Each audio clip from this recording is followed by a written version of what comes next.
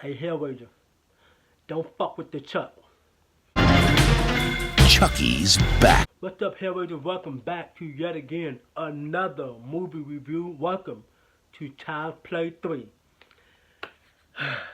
Here we go. So, before I dive into all the good, the bad, and the ugly, let me give you a little bit of plot of what this movie is about. This movie tells you a story about Chucky now finds himself at the military academy looking for Andy once and for all. This time, he wants to put Andy away for good. So Child's Play 3 is the second Child's Play film I've seen after part 2. Okay? I still haven't saw part 1 after I watched part 2 when I was little. So I watched 2, 3, and then 1. I know, it's weird. But remember, my sister Sheila was running these movies from Blockbuster. So 1 I didn't see until like a little bit later on. And so I saw 1 after I saw 3. So this movie kind of stuck with me over the years. It was something that I always remember about this movie, and I kept going back. So to kick things off with my first pro will have to be, once again, Bright Dorf. I'm going to keep on saying that in every fucking review. This guy keep bringing it. He brings it every single time there is a fucking Chucky film. He brings it. Not with that 2019 version. We'll get there. But yeah, he brings it every time that he is performing Chucky's voice. He brings it every single time. In this film, he has some of the best lines. If not, all his lines are pretty fucking hilarious in this fucking film. We'll get more into that in my other video that I want to do for Chucky. But yeah, Brian Duff brings it every fucking time. And I love his voice that he brings to Chucky. He makes Chucky feel real. And another pro for me will have to be the change of pace. So we take it away from Andy having this family from like the first 2 films, and now Andy is much older. I wish it was the same damn boy, we'll get there. And so Andy is now a teenager, or I guess you say like a preteen, and he's at the military academy, which is actually pretty fun. You don't really see a lot of horror films using a military academy, you know, for its horror theme. But yeah, so I feel like it's a good change in pace from the first 2 films.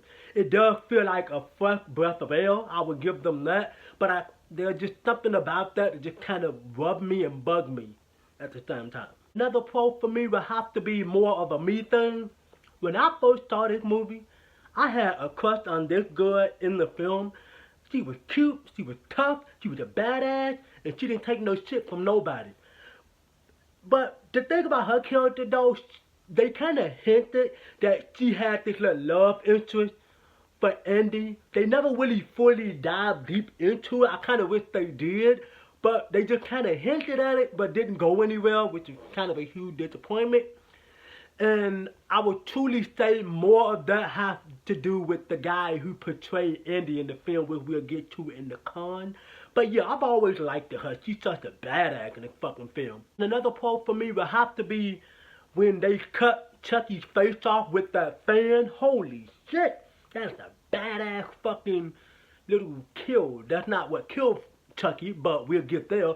But yeah, like the way they cut off Chucky's face, damn, that shit was fucking practical effect, baby. Yes, I take that any day. Keep your CGI shit to your fucking self, Hollywood. Kiss my ass. But yeah, that practical effect with Chucky's face being cut off, please, sign me up. I love it. It looks real, it feels real, it's believable, and you can buy it. So moving on into the con, will have to be born as characters. All of these characters, aside from December, which is the girl we talked about in the pro, everybody else, and that does include the motherfucker that played Andy, we'll get to him in just a second, they're all horrible characters. All of them. Every last one of these characters are fucking horrible. They're all assholes. They all poorly fucking act. And you don't buy anything for a single second of these characters. You pretty much want Chucky to kill them all because how poor the acting is from each one of these motherfuckers.